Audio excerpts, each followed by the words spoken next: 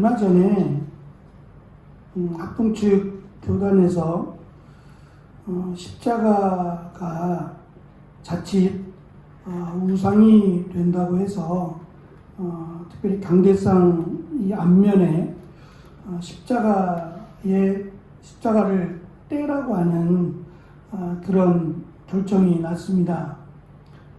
그 결정 이후로 십자가 대신에 저희 오른쪽에 있는 것처럼 TV 화면이 많이들 놓여지게 됐지요. 가운데 있든 오른쪽에 양옆에 있든 간에 십자가가 사라지고 그 자리에 TV 화면이나 다른 것들이 채워지게 됐습니다. 십자가가 없다고 해서 교회가 아닌 건 아닙니다. 자체 건물을 갖고 있는 교회들은 십자가 탑이, 종탑이 있기도 하고, 또 저희와 같이 이렇게 상가에 있는 교회들은 그 건물주가 탑을 세우는 것을 반대하는 경우는 탑을 세우기가 어렵죠. 그냥 입간판 정도로 교회를 알리는 것이 전부가 됩니다. 어느 한 신학 컨퍼런스에서 하는 목사님이 나와서 기독교가 너무 십자가에 대한 강박관념이 있다면서 십자가를 반박하고 나섭니다. 부활의 종교인 기독교가 너무 십자가로 인해서 부정적인 종교가 된다는 거죠. 십자가보다는 하나님의 나라를 더 강조하자라고 하는 것이 그의 주장이었습니다. 십자가를 강조하는 것을 성도들이 좋아하지 않는다, 헌신을도 좋아하지 않는다라고 하며 십자가에 대한 거부감을 표시했습니다. 이것이 1990년 초반에 일어났던 일입니다. 100년도 넘은 시점에서 십자가가 너무 부정적이다라고 하며 교회에서 십자가를 사라지게 만든 거죠. 기독교 역사를 보면 십자가가 똑같이 부정적이라면 왜 십자가에 대해서 그렇게 매달리는지 모르겠다라는 소리로 십자가 대신 부활을 강조하고 또 하나님의 은혜와 축복을 강조하자라고 주장했던 수많은 교회들이 십자가가 사라지면서 교회도 더불어 사라진 역사를 가지고 있습니다. 기독교는 다른 종교와는 달리 십자가와 부활을 강조하는 종교라고 할 수 있습니다. 십자가 없이는 기독교가 존재하지 않는 거죠. 모양을 차라리 바꾸라든지 아니면 더 좋은 것을 계획했어야 한다고 생각합니다. 뭐라고 해도 기독교는 십자가의 종교입니다. 그래서 교회에서 십자가를 없애는 것은 저는 옳은 결정이 아니라고 생각합니다. 오히려 십자가를 더 많이 강조하고 십자가의 의미를 더 많이 새겨주는 것이 교회가 마땅히 해야 될 일이라고 생각합니다. 오늘 저는 왜 그리스도의 십자가가 기독교에 반드시 필요한가에 대한 세 가지의 이유를 함께 나누고자 합니다. 첫째는 베드로가 오늘 말씀 설교한 내용 가운데 한 부분인데요.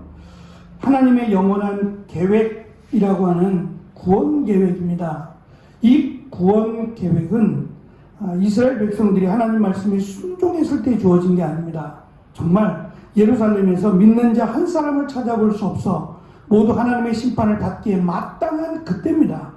그러니까 조금도 우리의 의의가, 우리의 공로가 포함되지 않았을, 그저 하나님이 심판하시면 심판을 고스란히 받아야 할 그때 하나님께서 하나님께서 허락하신 은혜, 허락하신 자비가 구원이었어요.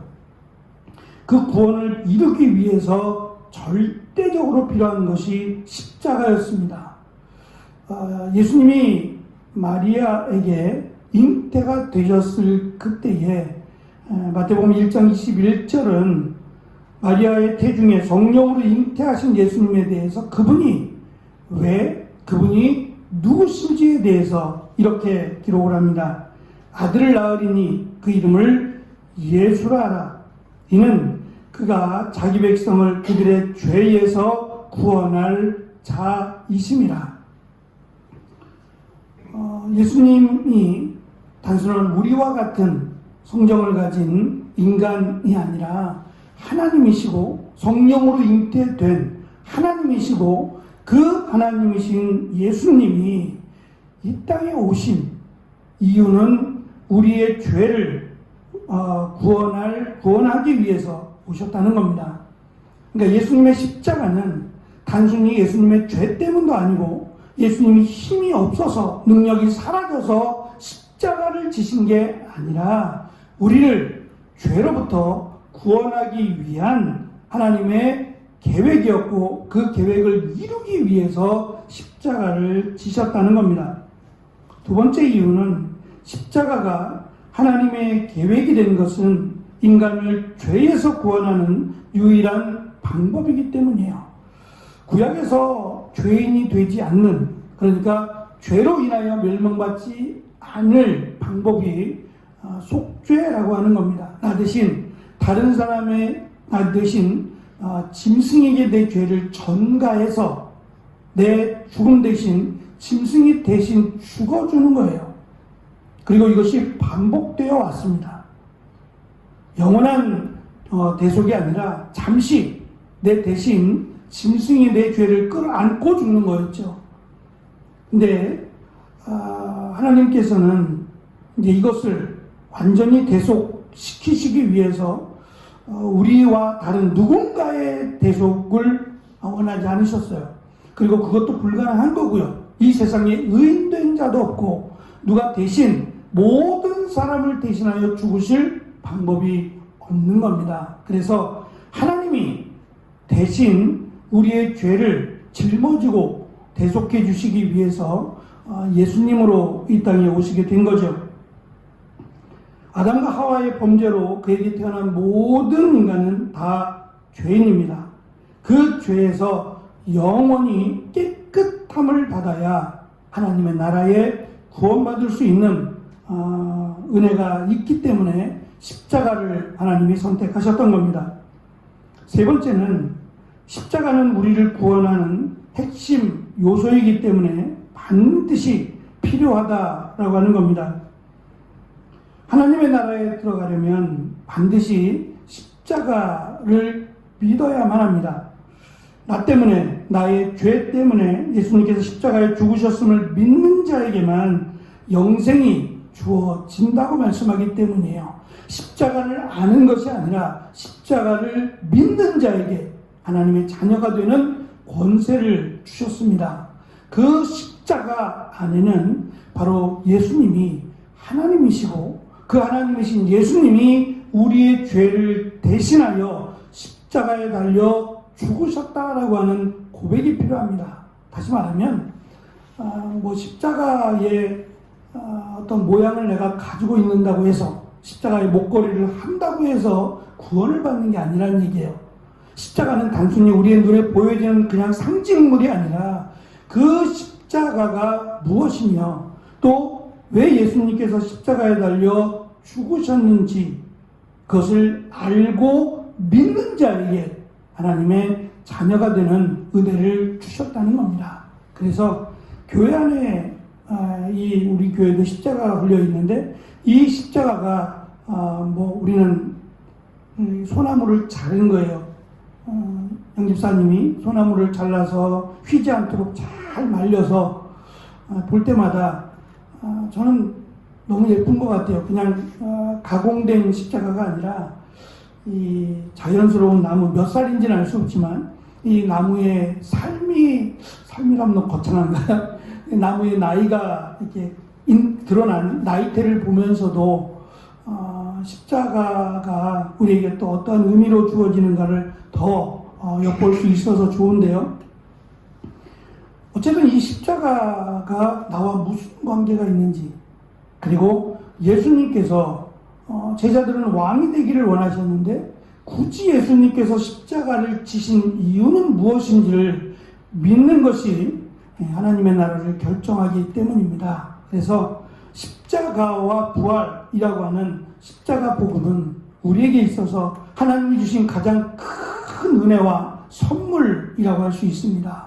이것이 우리의 구원을 결정할 뿐만 아니라 하나님께서 우리를 사랑하신다라고 하는 가장 크고 가장 확실한 증거가 십자가와 부활이기 때문입니다.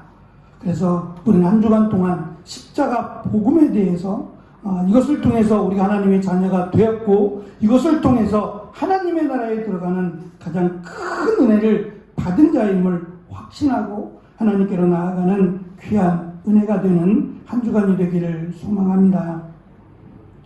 1년에 몇 번 그런 것 같아요. 많지는 않고 몇 번 그런 것 같아요. 어제도 저는 2시까지 잠이 안 오는 거예요. 이거 큰일 나겠다. 이러다 정말 밤새겠는데? 라는 생각을 했어요. 몇 번 안 되는 일이에요. 커피는 나하고 별 의미가 없는 건데 왜 잠이 안 오는 거지? 마치 소풍 가기 전날 기억나세요? 소풍 가기 전날 왜 잠이 안 오죠? 별거 아니잖아요, 사실. 근데 어릴 때 아이들, 학생들은 왠지 모르게 그 소풍 간다라는 그 마음이 그래서 그런 걸까요? 1년에 몇 번 안 되는데 유난스럽게 잠이 안 오고 이거 큰일 나겠는데 라는 생각이 막 그 생각일 뿐이고 겨우겨우 잠이 들었어요.